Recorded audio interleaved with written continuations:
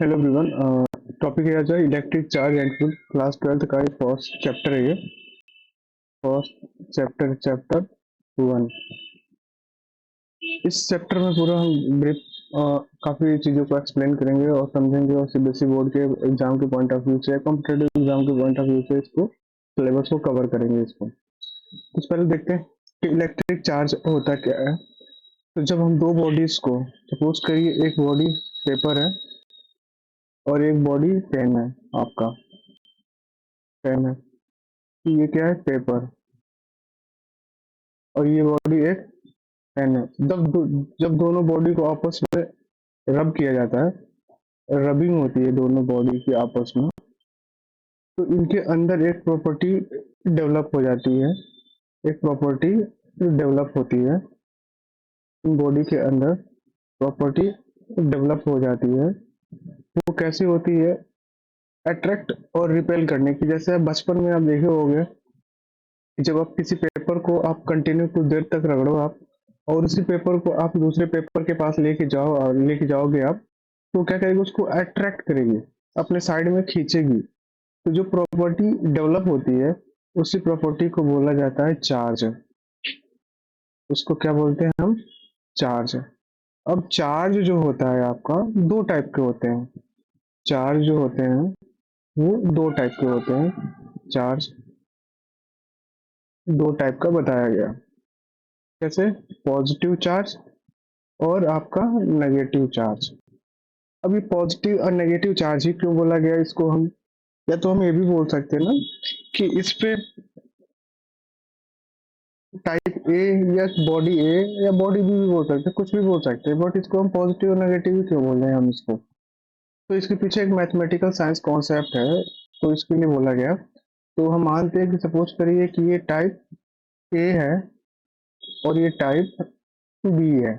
इस एग्जाम्पल से आप समझ जाओगे कि आप इसको पॉजिटिव और नेगेटिव चार्ज क्यों बोला गया है ना। तो जैसे कि हम मान लेते हैं कि हम टाइप ए ले लेते हैं। टाइप ए का हम एक पार्ट ले लिए, टाइप ए। फिर टाइप ए का ही एक और पोर्शन हमने ले लिया, टाइप ए का ही एक और पोर्शन हमने ले लिया, है ना। तो जब ऐसे में क्या हुआ कि जब टाइप ए का एक पोर्शन और दूसरा पोर्शन ले लिया हमने, तो जब दोनों को पास में लाया गया तो देखा गया कि इनमें कैसा हो रहा है, रिपल्शन हो रहा है। रिपल मतलब इसको ये धकेल रहा है। जो टाइप ए है वो टाइप ए को धकेल रहा है, मतलब आपस में अट्रैक्शन नहीं हो रहा है, दूरियां बन रही है, इनमें रिपल्शन हो रहा है। इनमें इनमें और इनमें क्या हो रहा है, रिपल्शन हो रहा है। मतलब ये इधर जा रहा है, ये इधर जा रहा है, इनके बीच में एक फोर्स आ रहा है, वो जो रिपल्सिव नेचर का फोर्स आ रहा है। अब जैसे ये हुआ कि ये बॉडी एक है और यह बॉडी एक है, मतलब सिंगल सिंगल है। यहाँ पे हमने क्या किया कि एक और टाइप ए का ही एक और बॉडी हमने ले लिया, टाइप ए का ही एक और बॉडी हमने ले लिया, पार्ट ले लिया, और ये टाइप ए का एक सिंगल पार्ट है। अब ये डबल हमने कर दिया, क्या कर दिया, इसको पूरा डबल कर दिया। अब डबल कर दिया तो इनके बीच का जो रिपल्सिव फोर्स होगा, वो स्ट्रेंथ होगा, वो इंक्रीज कर जाएगा इसका, क्योंकि ये क्या हो गया, टाइप ए डबल हो गया। जब डबल हो गया तो इसका स्ट्रेंथ क्या होगा, इंक्रीज कर जाएगा। अब ये इंक्रीज कर जाएगा तो इसको क्या करेगा, काफी तेजी से इसको रिपेल करेगा। ये काफी तेजी से इसको रिपेल करेगा, मतलब धक्का देगा। ये फोर्स जो एक्ट करेगा वो रिपल्सिव फोर्स है, क्योंकि जो सेम टाइप के बॉडी है, ये सेम टाइप का बॉडी है, जो रिपल्शन हो रहा है इनके बीच में। अब हम क्या करते हैं, एक और कंडीशन हम लेते हैं यहाँ पे, एक और कंडीशन हम लेते हैं यहाँ पे, टाइप बी में देख लेते हैं। टाइप बी है आपका, और एक टाइप बी है। टाइप बी, जैसे ये बॉडी हमने ले लिया, टाइप बी का एक और बॉडी ले लिया। अब इनमें भी क्या सेम सेम टाइप का है, तो कैसा होगा, रिपल्शन फोर्स कैसा होगा, रिपल्सिव नेचर का होगा, है ना। फिर हमने क्या किया, इसको डबल कर दिया, यहाँ पे डबल कर दिया, दो टाइप का ले लिया, पूरा जो स्ट्रेंथ है इसका इंक्रीज कर गया। फिर यहाँ पे जो फोर्स है वो क्या कर जाएगा, इंक्रीज कर जाएगा, एफ डैश आ जाएगा। मतलब जो रिपल्सिव फोर्स है वो, उसका स्ट्रेंथ है वो इंक्रीज कर जाएगा इनके बीच में। अब देखो कि ये जो इंक्रीज कर रहा है, ये कोई ना कोई वैल्यू तो होगा यार। जैसे दो, आपने दो लिया, 2 + 5 जोड़ दिया, तो ये क्या हो जाएगा, 7 हो जाएगा ये। कैसे ये 7 हो जाएगा। पहले क्या था, ये 2 था, तो ये 2 था, पहले ये 2 था और ये 2 था, है ना। तो रिपेल कर रहा है। अब ये क्या हो गया, 2 + 5 हमने जोड़ दिया, एक और ला के रख दिया यहाँ पे, तो ये 7 हो गया ये, है ना। जब ये 7 हो जाएगा तो इसका जो स्ट्रेंथ है वो इंक्रीज कर जाएगा, फिर वो रिपल्सिव जो फोर्स होगा वो इंक्रीज कर जाएगा। मतलब एक क्या, एक तरीके का एक मैथमेटिकल साइंस है, ठीक है। एक और हम एग्जांपल से हम इसको समझते हैं कि सपोज करिए कि हमने यहाँ पे टाइप ए ले लिया बॉडी, और यहाँ पे हमने टाइप बी ले लिया बॉडी, है ना। टाइप ए का सिंगल बॉडी लिया और टाइप बी का एक सिंगल बॉडी ले लिया। अब ये टाइप ए और टाइप दो अलग अलग है, तो कैसा, इनमें अट्रैक्शन होगा, इनमें कैसा होगा, अट्रैक्शन होगा, इनमें अट्रैक्शन होगा इनमें। एक बॉडी से दूसरे बॉडी को अट्रैक्ट करेगी, वो क्या करेगी, वो अट्रैक्ट, खींचेगी तरफ। ये अट्रैक्ट को आप बढ़ा सकते हो, कैसे बढ़ा सकते हो, सपोज करो टाइप ए का हमने इंक्रीज कर दिया, टाइप ए को इंक्रीज कर दिया। अब ये क्या करेगा, ये इसको और तेजी से स्ट्रेंथ जो है इसकी बढ़ गई। जब इसकी स्ट्रेंथ बढ़ गई तो ये अलग खींचेगा इसको, और तो जो अट्रैक्शन जो फोर्स है, अट्रैक्शन जो फोर्स है वो क्या हो जाएगा, इनके बीच में इंक्रीज कर जाएगा ये। तो इससे हमें एक थोड़ा सा कॉन्सेप्ट डेवलप हो रहा है आपको, कि ये क्या एक तरीके का नंबर, एक एडिशन हो रहा है चीजों का, यहाँ पे नंबरों का एक एडिशन हो रहा है एक तरीके का, वो एडिशन हो रहा है, इसकी वजह से इसका जो स्ट्रेंथ है वो इंक्रीज कर रही है। अब एक और हम एग्जांपल ले लेते हैं। सपोज करिए ये टाइप ए है और ये टाइप बी है। अब ये टाइप ए में हमने ये लिया था टाइप ए, और इसी के पास हमने टाइप बी ला के रख दिया, है ना। टाइप बी ला के रख दिया, तो टाइप ए क्या है, पॉजिटिव हमने ले लिया, टाइप बी क्या है, -3 ले लिया, और टाइप बी क्या है, -3 है, ठीक है। अब इनमें क्या होगा कि जब आप ये +2 है और ये +-5 है, तो ये क्या हो जाएगा, ये -3 हो जाएगा, और ये क्या है, -3। अब ये सेम सेम हो जाएगा, सेम सेम स्ट्रेंथ है, तो कैसा होगा, रिपल्सिव, रिपल्शन होगा इनके बीच में। मतलब रिपेल करेगी बॉडी, बॉडी क्या करेगी, रिपेल करेगी इसको, मतलब दोनों के बीच में एक रिपल्शन ना होगा, रिपल्शन होगा ना कि अट्रैक्शन होगा। क्या होगा वो, अट्रैक्शन ना होके रिपल्शन होगा ये। तो जो बेंजामिन फ्रैंकलिन ने यही उन्होंने यही देखा था, वो तो बताया था कि जो चार्ज है वो कैसे होते हैं, पॉजिटिव और नेगेटिव टाइप में होते हैं। क्योंकि आप देख सकते हो ना कि एडिशन एक मैथमेटिकल कैलकुलेशन टाइप में है ये, plus minus plus minus plus minus. तो ऐसा होता है कि जब स्ट्रेंथ बढ़ जा रही है मतलब एडिशन हो रहा है, जब स्ट्रेंथ घट जा रही है तो कैसा हो रहा है, मतलब पॉजिटिव और नेगेटिव है वो चीजें। इससे आपको पता लग रहा होगा कि पॉजिटिव नेगेटिव, यानी कि यहाँ भी तो हमने दो बॉडी को ला के रख रहे हैं, पर एक बॉडी नेगेटिव रहेगी, दूसरी बॉडी कैसे रहे, पॉजिटिव रही होगी, है ना। तभी तो ये जो रिजल्ट आया इसका, वो स्ट्रेंथ क्या हो गया, कम हो गया यहाँ पे। तो चीजें यहाँ पे कैसे समझ में आ रही है, चीजें जो नेगेटिव और पॉजिटिव है चीजें यहाँ पे एक दूसरे को। तो बेंजिन फ्रैंकलिन ने बताया, ये चीज किसने एक्सपेरिमेंट किया, बेंजामिन फ्रैंकलिन ने, बेंजामिन फ्रैंकलिन ने इन्होंने बताया इसे। बेंजामिन फ्रैंकलिन ने क्या दिया, Benjamin Franklin gave plus and negative sign to the charge, charge को इसी आधार पे उन्होंने दिया कि चार्ज जो है दो टाइप के, प्लस और नेगेटिव होते हैं, पॉजिटिव एंड नेगेटिव होते हैं, ठीक है। ये तो समझ में आ गया। अब ये जो चार्ज होते हैं तो इनके कुछ ना कुछ इनके क्या होती है, प्रॉपर्टी होती है। इन चार्ज जो होते हैं इनकी एक प्रॉपर्टी होती है, वो कौन सी प्रॉपर्टी होती है, इसमें देखते हैं। Basic properties, basic properties of charges, basic properties of charges. यहाँ तक हमने देख लिया कि पॉजिटिव नेगेटिव चार्ज कैसे होते हैं, क्या होता है, ठीक है। यहाँ तक अपने समझ में आ गया। तो जो बेसिक प्रॉपर्टीज ऑफ चार्जेस होते हैं, पहला क्या होता है, क्वांटाइजेशन, क्वांटाइजेशन। दूसरा जो आपका पॉइंट होता है वो कंजर्वेशन, कंजर्वेशन। तीसरा आपका एडिटिविटी। एडिटिविटी जो अब हम नेक्स्ट में देखने वाले हैं, क्वांटाइजेशन देखेंगे। क्वांटाइजेशन होता क्या चीज है, अब देखते हैं यहाँ पे क्वांटाइजेशन। इसको समझने से पहले हम एक बेसिक सा एग्जांपल लेंगे हम आपको, कि जैसे हमने बायोलॉजी में पढ़ा होगा एक टर्म सेल। क्या पढ़ा होगा? सेल। अब सेल से कोई चीजें छोटी बड़ी होती नहीं है। सेल में क्या है कि यूनिट, एक बहुत छोटी से छोटी इकाई है सेल, है ना। ऐसे ही हमारे जो एटम में भी छोटी से छोटी क्या चीजें, इकाई होती है, मतलब छोटा से छोटा चीज है। जैसे आपका घर बनता है, तो घर किससे बनता है? ईट, ईट से बनता है। ईट से बनता है। ये क्या हो गया? फंडामेंटल क्वांटिटी हो गया, ठीक है। ईट, जो ब्रिक है आपका, ये क्या फंडामेंटल क्वांटिटी हो गया इसका। अब जो मैं ऐसा बोल दूं आप, कि जो ब्रिक है ये फर्दर आप डिवाइड इसको नहीं कर सकते हो। फर्दर आपको डिवाइड नहीं कर सकते, या सेल है जो इसको फर्दर आप डिवाइड नहीं कर सकते हो। जो बेसिक यूनिट है ना, फर्दर आप इसको डिवाइड नहीं कर सकते। वैसा ही हमारे फिजिक्स में टर्म है, एलिमेंट्री चार्ज होता है। एलिमेंट्री, एलिमेंट्री, एलिमेंट्री चार्ज है, जो इससे आगे आप कुछ भी तोड़ फोड़ कुछ भी नहीं कर सकते आप, है ना। तो वैसे ही अब जो हमारा एग्जांपल देखते हैं, जो हमारा घर बना हुआ है, ये बॉडी बनी हुई है, किससे बनी हुई है? सेल से बनी हुई है।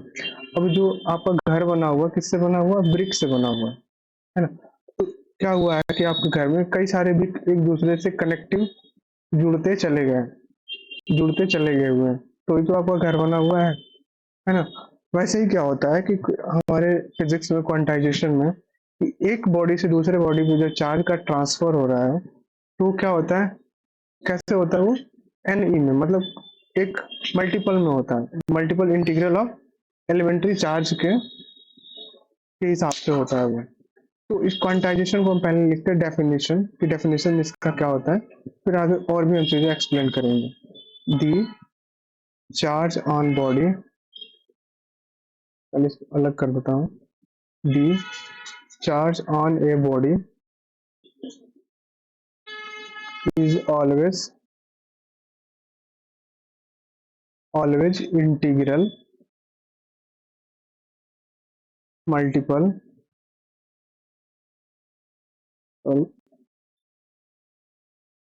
integral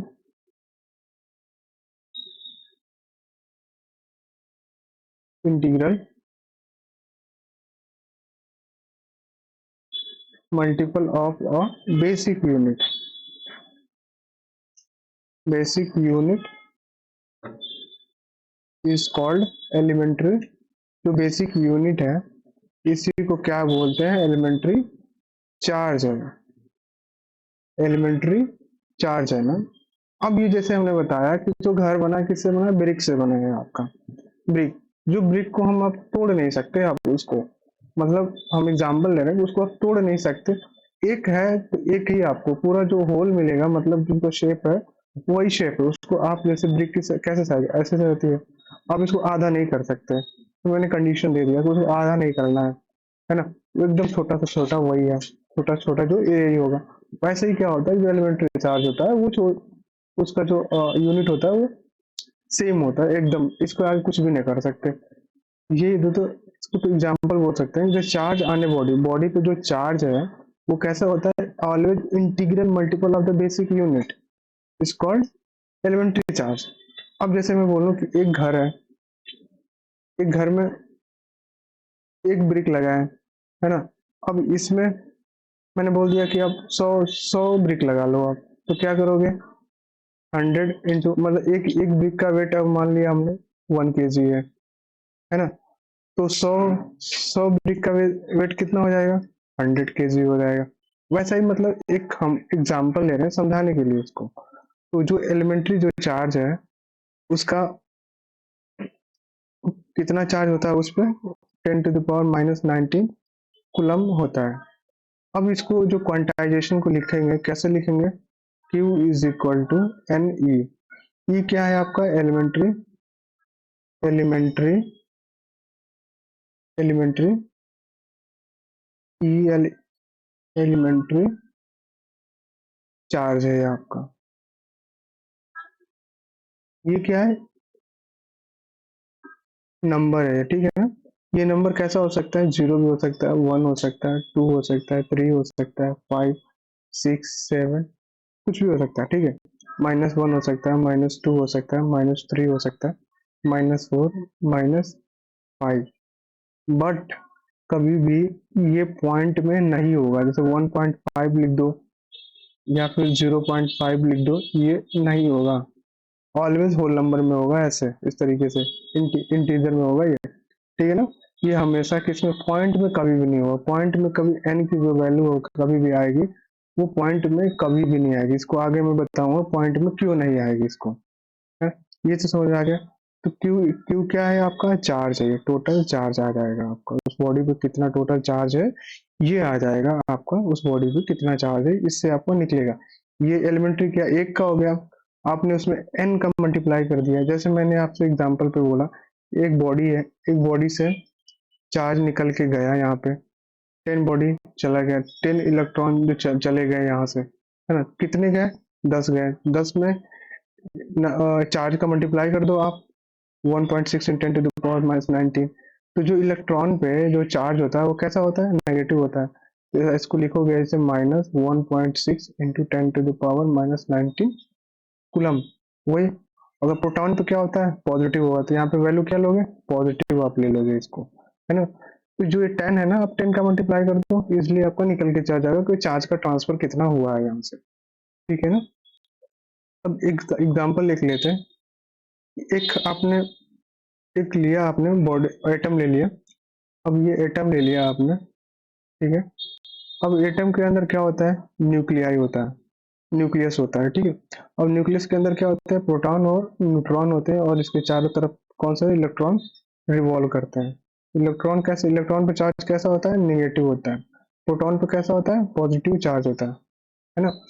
अब जैसे कि हमने मान लिया कि इसके अंदर जो इलेक्ट्रॉन है वो कितने हैं? 10 है, ठीक है।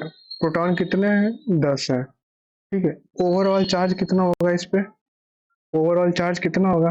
तो आप लिखोगे Q is equal to 10⁻⁻ e minus plus 10⁻⁻ई। ये माइनस ई करने का मतलब कि आप जब भी मल्टीप्लाई करोगे, वो -1.6 × 10⁻⁻90 से मल्टीप्लाई करोगे आप, ठीक है। ये किसमें कन्वर्ट रहेगा? और ये 10 10 इंटू ई। अब देखोगे कि ये कैसे कैसे कट जाएगा, ये जीरो हो जाएगा और ये जीरो हो जाएगा, ये ठीक है ना। ये कट के खत्म हो जाएगा, ये आपस में कटेगा तो कैंसिल आउट ऑफ क्यू की वैल्यू क्या हो जाएगी? ये जीरो हो जाएगी, ये सॉरी, ये जीरो नहीं, पूरा कटने कैंसिल आउट होने के बाद ये जीरो होगा। तो इस पर टोटल चार्ज कितने हो जाएंगे? जीरो हो जाएंगे। क्यों हो जाएंगे? क्योंकि जितना प्रोटॉन है उतना ही इलेक्ट्रॉन है ना। जितना प्रोटॉन है उतना ही इलेक्ट्रॉन है। जब 10 में 10 इंटू 10⁻1 1.6 इंटू 10 टू, सॉरी नहीं समझ आया, बता रहा हूँ आपको, देखो कैसे होगा। 10 इंटू 1.6 इंटू 10⁻⁻19, एक में कर दो आप, -19, फिर से प्लस -1.6 इंटू 10⁻19 इंटू 10। अब देख लो कैंसिल आउट हो जाएगा, क्योंकि चार्ज क्या है? सेम है। इलेक्ट्रॉन प्रोटॉन की जो वैल्यू है, नंबर है, वो क्या है? सेम है वो, है ना। तो कभी भी जो एन की वैल्यू है कभी पॉइंट में नहीं होगी, वो हमेशा कैसे होगा? या तो कंप्लीट में होगा, 0 1 2 3 4 5 6 -1 -2 -3, इंटीग्रल में होगा ये हमेशा। मतलब ये चीज आप याद रखना, ये चीज को, है ना। अब आगे देखते हैं कि जो बॉडी न्यूट्रल कब होती है। बॉडी अगर न्यूट्रल है, टोटल जो चार्ज होता है, total charge on body, total charge on a body क्या होता है? जीरो होता है। अगर total charge on neutral body, total charge on neutral body, अगर न्यूट्रल बॉडी है उस पर जो टोटल चार्ज है वो क्या है? जीरो होगा उस पर, अब न्यूट्रल बॉडी में क्या होता है आपका, जो नंबर ऑफ इलेक्ट्रॉन होते हैं, नंबर ऑफ इलेक्ट्रॉन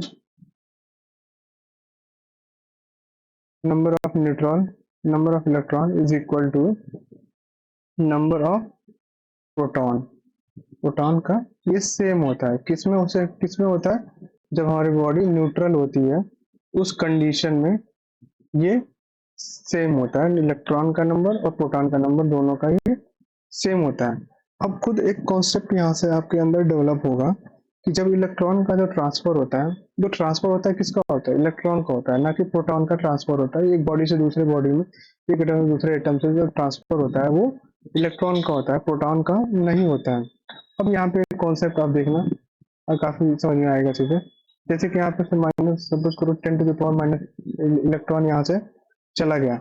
अगर ये जब इससे इलेक्ट्रॉन जब निकल के जाएगा तो इस पे कौन सा चार्ज आएगा, प्लस 10 ई आएगा, मतलब पॉजिटिव चार्ज डेवलप हो जाएगा इससे, क्योंकि इससे उस बॉडी से वो इलेक्ट्रॉन जो है बाहर निकल रहा। अगर इसी बॉडी पे इलेक्ट्रॉन आ गया तो फिर वो कैसा होगा, वो बॉडी कैसी नेगेटिव चार्ज हो जाएगी, वो नेगेटिव चार्ज हो जाएगी। जब आप देख रहे हो कि इलेक्ट्रॉन का ट्रांसफर हो रहा है तो मास किसी किसी मान लो ये बॉडी है, ये बी बॉडी है, यहाँ से कैसा इलेक्ट्रॉन का मास होता है, कुछ ना कुछ इलेक्ट्रॉन का मास होता है। अगर इससे मास 10 मास अगर निकल गया, यहाँ से 10 इलेक्ट्रॉन निकल गया, इस बॉडी का मास घटेगा या बढ़ेगा, क्या होगा, इस बॉडी का मास घटेगा, तो क्या होगा, मास डिक्रीज कर जाएगा ये, इस वाले बॉडी का मास क्या होगा, डिक्रीज कर जाएगा। क्यों, क्योंकि जहाँ से इलेक्ट्रॉन है, या क्यों, due to removal of electron, electron यहाँ से निकल रहा है। अब यहाँ पे मास जो है इस बॉडी का इंक्रीज कर जाएगा पहले की अपेक्षा में, इस बॉडी का mass, due to the addition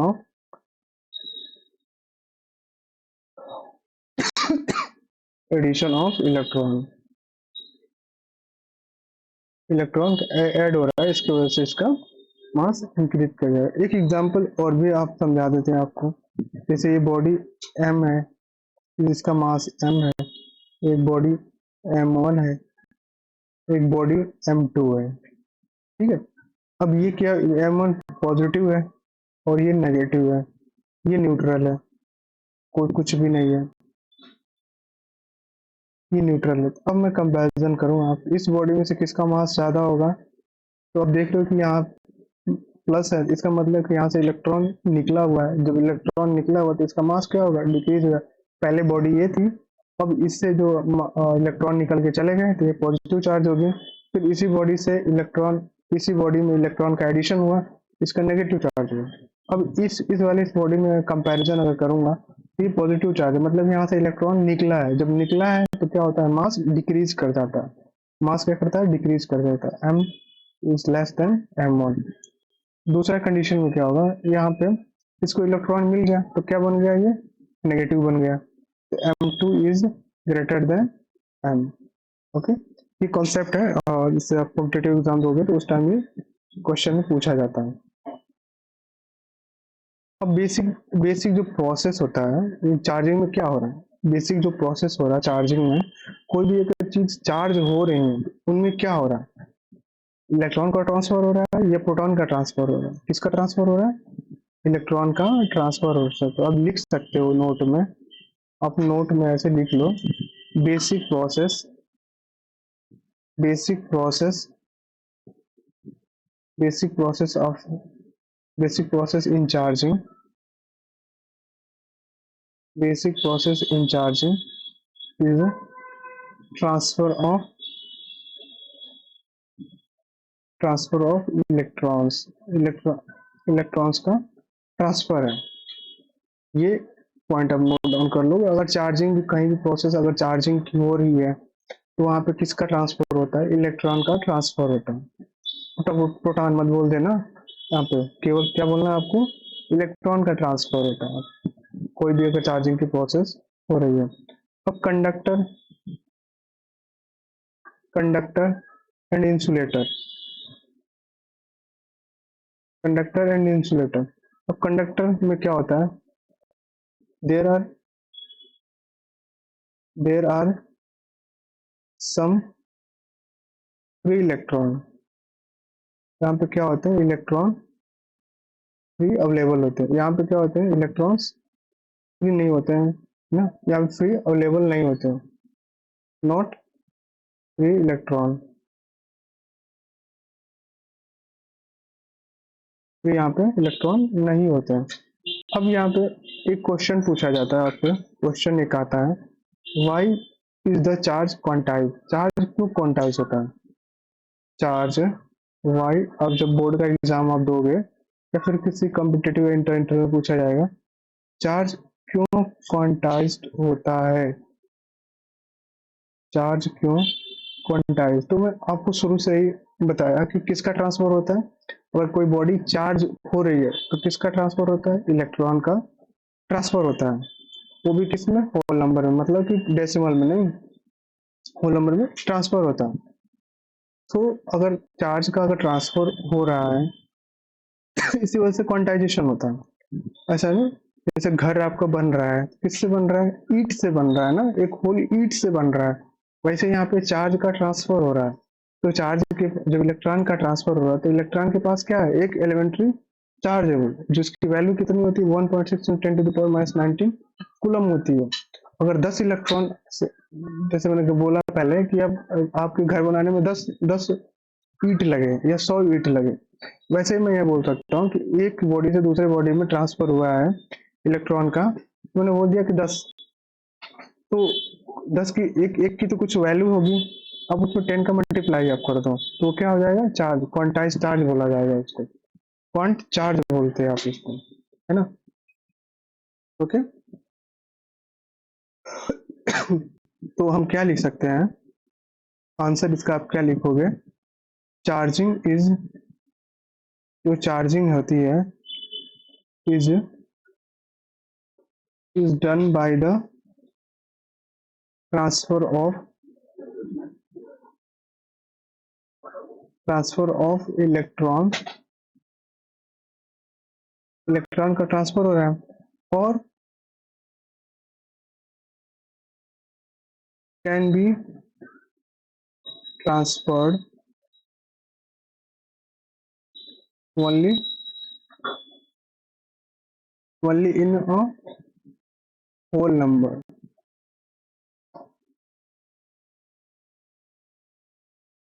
केवल किस में ट्रांसफर होगा, होल नंबर में ही होगा ये। ऐसा नहीं होगा कि बोल दो 0.5 ट्रांसफर हो गया, 0.2 ट्रांसफर, अपने मन से कुछ भी नहीं भाई, ऐसा नहीं बोलना है आपको, तो जीरो होगा तो होगा ही नहीं, एक होगा या तो दो होगा या तीन होगा या चार होगा या पांच होगा, छह होगा, सात आठ होगा, आठ होगा, ऐसे होगा वो। ऐसा नहीं कि 1.5 बोल दिया, 2.3 बोल दिया, 2.1 बोल दिया, 3.1 बोल दिया, नहीं नहीं, ऐसा कुछ नहीं है, ये एग्जिस्ट ही नहीं करता ये। तो जो चार्जिंग होता है क्या होता है, ट्रांसफर ऑफ इलेक्ट्रॉन्स होता है, जो पहले ही बताया कि बेसिक प्रोसेस इन चार्जिंग में क्या होता है, ट्रांसफर का इलेक्ट्रॉन। तो यहाँ पे क्या हो गया, ट्रांसफर का इलेक्ट्रॉन होगा, और इलेक्ट्रॉन जो ट्रांसफर होंगे किस किस में होंगे, होल नंबर में होंगे, इसीलिए हम इसको हम क्या बोल सकते हैं, therefore charge will B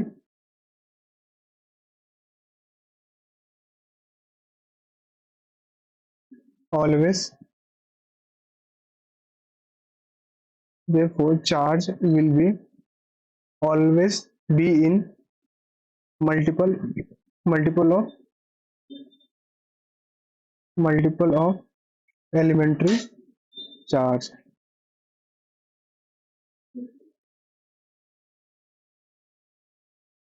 इसका ये मल्टीपल होगा, एलिमेंट्री चार्ज का मल्टीपल होगा, जैसे कि हम बोल सकते हैं Q is equal to n e, ये क्या एन है, मल्टीपल है, किसका मल्टीपल है, ये एलिमेंट्री चार्ज का, ये ई क्या है, एलिमेंट्री चार्ज है, एन क्या है, मल्टीपल है, मतलब कि 10 एन इलेक्ट्रॉन का जो है ट्रांसफर हुआ एक बॉडी से दूसरे बॉडी तक, है ना, एक एटम से दूसरे एटम तक ये ट्रांसफर हुआ है, मतलब कहने का मतलब ये हुआ। जो चार्जिंग होती है वो क्या होता है, इलेक्ट्रॉन का ट्रांसफर होता है, और इलेक्ट्रॉन का ट्रांसफर होता है किस में होता है, होल नंबर में होता है। अगर होल नंबर में अगर हो रहा है तो इसको हम क्या बोल सकते हैं, क्वांटाइजेशन को, क्योंकि क्या क्या बोल सकते हैं आप, मल्टीपल ऑफ एलिमेंट्री चार्ज हम बोलेंगे, तो ये क्या कहलाता है, क्वांटाइजेशन या क्वांटाइज्ड बोलते हैं इसको, बोला जाता है। अब ये क्वांटाइज्ड क्यों बोला जाता है, वाई चार्ज इज क्वांटाइज्ड, क्यों क्यों इसका आंसर आपको ये है, charge is done by the charging is done by the transfer of electron, electron का ट्रांसफर, इसकी वजह से क्वांटाइजेशन हो रहा है।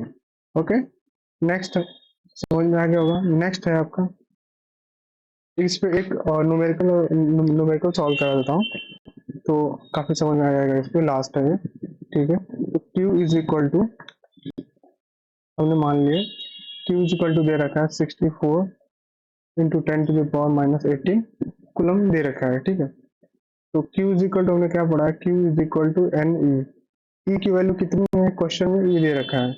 अब ये आपको फाइंड करना एन, एन यहाँ पे निकालना है इसका, है ना। एन आपको यहाँ से फाइंड आउट करना है कि एन की वैल्यू क्या होगी, ठीक है ना। इस एन क्या है आपका, how many how many electron are removed from the body, body से कितना इलेक्ट्रॉन जो है रिमूव हुआ है, ठीक है। तो Q is equal to n e है, Q की वैल्यू कितनी दे रखी है, 6.4 इंटू 10⁻−18, एन की वैल्यू हमें निकालना है। ई की वैल्यू, एलिमेंट्री चार्ज की वैल्यू कितनी है, माइनस, एन की वैल्यू कितनी आएगी, 40, मतलब 40 इलेक्ट्रॉन का जो है ट्रांसफर हुआ है, रिमूव हुआ है फ्रॉम द बॉडी से।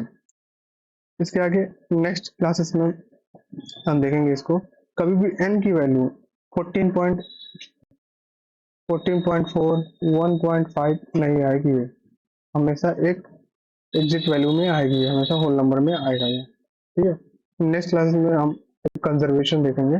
ओके।